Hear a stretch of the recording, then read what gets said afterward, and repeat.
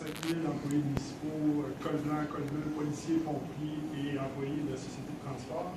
M. Marc Granger, porte-parole de la coalition, est entouré de ses collègues des associations de pompiers et de policiers, du secteur municipal, du syndicat canadien de la fonction publique, du secteur du transport terrestre, du syndicat canadien de la fonction publique, ainsi que le représentant de la Fédération des employés et employés de services publics de la CSM.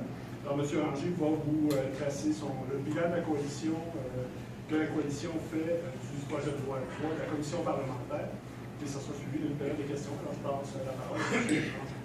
Merci. On avait dit, les membres, les partenaires de la coalition, qu'on participerait activement aux travaux de la commission parlementaire. Il n'y a pas eu de mobilisation qui s'est faite pendant la durée des travaux et chacun a été en mesure de présenter, soit au niveau des policiers, pompiers, des associations de col bleu, col blanc, transport, de présenter nos différents mémoires pour démontrer les solutions qu'on avait. Pour l'objectif, il faut se rappeler, l'objectif de la loi, c'est de pérenniser les régimes de retraite à prestations déterminées du secteur municipal. Donc, pour nous autres, c'est important de participer de façon très sérieuse. Il y a énormément de documentation qui a été déposée, des études actuarielles aussi. Et donc, on a le sentiment qu'on a fait nos devoirs. On est obligé de faire un constat au terme de cette commission parlementaire-là.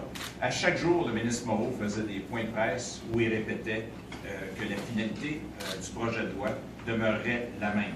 Hier encore, les membres de la coalition, on était présents lors de la fermeture de la commission parlementaire et l'adresse finale du ministre Moreau qui est venu dire qu'il ne bougeait pas sur l'objectif du partage des déficits passés à 50-50, sur le 50-50 aussi le partage du coût de service courant et sur les principaux points donc, qui constituent le projet de loi 3. Il a même été jusqu'à rajouter qu'il ferait aussi des aménagements, faire de la place aux retraités sur les comités de retraite. Bref, pour les partenaires de la coalition, on avait dit qu'on avait l'impression que l'idée était pliée à l'avance. Clairement, le ministre Moreau est en mission. Sa mission, ce n'est pas de pérenniser les régimes de retraite du monde municipal. Sa mission, elle est claire maintenant, c'est de s'attaquer au coût de main-d'œuvre dans le monde municipal. Si c'est l'intention du gouvernement, parce qu'on a vu M. Couillard faire une sortie aussi hier, alors que la commission n'est pas terminée, et supporter encore de dire que c'était la première étape. Donc, les régimes de retraite dans le monde municipal, c'est la première étape, et après ça, il va s'attaquer à l'ensemble des autres regroupements dans le monde, non seulement dans le monde municipal, mais partout, que ce soit le secteur public, parapublic aussi. On est obligé de faire un constat, c'est que ça n'a rien à voir avec la question des régimes de retraite.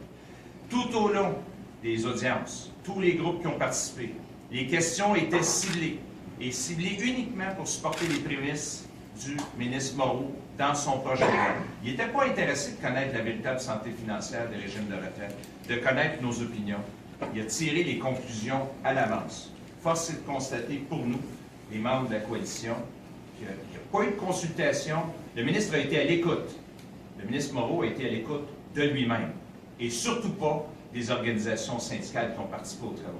Quand on se fait dire encore, en terminant, en conclusion, qu'on n'a rien à proposer, qu'on n'a rien sur la table, l'exemple qu'on a, c'est la fameuse question des déficits passés, le partage des déficits passés. On a dit qu'on était ouvert à trouver des solutions, à dégager des économies dans le réaménagement de nos régimes de retraite pour être capable que les villes, avec ces économies-là, les appliquent sur les déficits passés. On est ouvert à trouver des solutions, mais ce n'est pas la solution du ministre.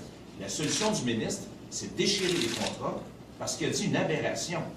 Il a dit que depuis 30 ans, les ententes sur les régimes de retraite dans le monde municipal, c'est un vice de consentement. Pour supporter ça, il a dit quoi? L'allongement de l'espérance de vie. On lui a démontré, études actuarielles à l'appui, que ça a toujours été pris en considération depuis les 30-40 dernières années, l'allongement de l'espérance de vie. Ce n'est pas un phénomène qui est nouveau. Pour un juriste, de dire que c'est un vice de consentement, c'est grave. Il s'apprête à déchirer des contrats sur la base d'une fausse prémisse, puis sur la base que tout le monde qui a contracté, on sait que le régime de retraite, c'est comme une assurance, c'est la gestion de risque en partant. Alors, on part de loin quand on se fait dire ça. Et pour nous, on l'a dit, le gouvernement, actuellement, le gouvernement libéral est en train de commettre deux erreurs historiques. Deux erreurs historiques. La première qu'il est en train de faire, c'est de déchirer du revers de la main des contrats qui sont signés. Ça, pour nous, juridiquement, on lui dit On lui a dit, ça ne tient pas la route, ça va être renversé par les tribunaux supérieurs, ne faites pas ça, il y a d'autres solutions. On l'a dit, on va aller trouver l'argent pour soulager. En même temps, on lui a dit que l'ampleur des déficits n'était pas celle-là. Première erreur historique, de déchirer les contrats. La deuxième, il est en train d'envoyer le signal à tous les gens qui épargnent au Québec, tous les gens qui ont des régimes de retraite, là, que dans le fond, c'est un mauvais choix que vous faites, parce qu'on peut venir changer les règles du jeu rétroactivement, puis c'est plus important de l'épargne. Comment pensez-vous que tous les gens qui sont ici aujourd'hui, on va être capable d'aller négocier des régimes de retraite dans l'avenir, quand un gouvernement se permet de dire, et il envoie le message que peut-être que dans 10 ans, on va aussi revoir les règles du jeu rétroactivement, parce que peut-être qu'il y aura des nouvelles donnes qui vont faire en sorte qu'il y aura un vice de consentement. On invite le gouvernement libéral à ne pas commettre ces deux erreurs historiques-là. Et on invite le gouvernement libéral aussi à le dire franchement à la population du Québec. Si son objectif, c'est de réduire les conditions de travail dans le monde municipal, qu'ils le disent. Parce que pour ce qui est de la pérennité des régimes de retraite, on s'en occupe, on est prêt à s'en occuper et on a des solutions. Et on lui demande aussi, parce que vous avez vu, les vrais chiffres vont sortir le 30 septembre. Ah, il dit, oui, faites-vous-en pas, je n'aurai pas terminé, le projet de loi ne sera pas adopté. Mais hier, dans ses notes finales, il est venu dire quoi? Je vais, avant même la session parlementaire, apporter les ajustements au projet de loi dans le texte pour qu'après ça, il y ait une étude article par article du projet de loi. Le gouvernement va trop vite et on a fait nos devoirs. On lui a démontré aussi, chiffre à l'appui, qu'il devrait considérer sa position. Il devrait prendre le temps de bien faire les choses. Sa précipitation nous démontre que c'est un exercice qui est politique. Et nous, ce qu'on va faire, on va faire un appel à tous. On va faire aussi un appel aux autres partis pour qu'ils puissent considérer. On a entendu des sons de cloche intéressants. D'autres partis qui disent qu'il faut prendre le temps de bien faire des choses. Mais nous, on va faire un appel à tous. Si le but du gouvernement, c'est de s'attaquer aux conditions de travail du monde municipal et ensuite de s'attaquer à toutes les classes, parce qu'on a vu M. Poiteux hier le dire aussi, là, le gouvernement est en train de s'attaquer aux contribuables. Qu'on ne s'y trompe pas. On essaie de faire une guerre entre le monde syndical et les contribuables. Je l'ai dit souvent, je le répète, on est tous des contribuables. On présente la classe moyenne, le 40 % de syndicats au Québec sont des contribuables. Ce que le gouvernement est en train de faire, c'est une première étape de son plan d'austérité. Et il sert du prétexte des régimes de retraite. Le 20 septembre, on invite tous les employés du secteur municipal, mais aussi tous les employés, tous les contribuables à se joindre à nous le samedi 20 septembre pour une grande marche à midi au Parc La Fontaine.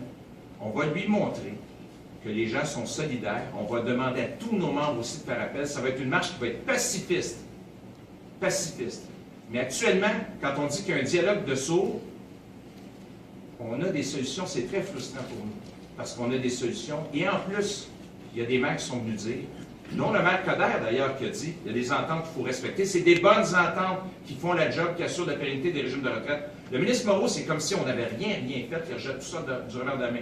Je répète en terminant, il est en mission, sa mission, c'est de niveler vers le bas nos conditions de travail. Il y a des maires qui lui ont dit, et même le représentant de la CAQ a dit, M. Laframboise, si le vrai prétexte, c'est le nivellement des conditions de travail des employés municipaux, je ne suis pas d'accord.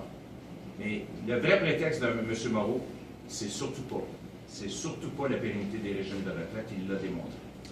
M. Ranger, vous avez utilisé le mot bidon au début de cette commission. Est-ce que c'est votre constat actuellement? Commission bidon, mais ce qui est le plus insultant encore, c'est pour ça que c'est choquant, c'est de voir qu'il y avait zéro écoute. Chacun des groupes où ça ne fait pas son affaire, des partenaires, ils commençaient par une longue déclaration pour essayer d'attaquer la crédibilité. Au lieu, quand on est de bonne foi, on est en mode écoute, il les connaît, nos règlements, il y a plein de gens qui l'ont salué, dont Alban Lamour, jamais il a fait ça. Il posait des questions précises pour essayer d'aller chercher sa réponse qui pouvait supporter ses prémices.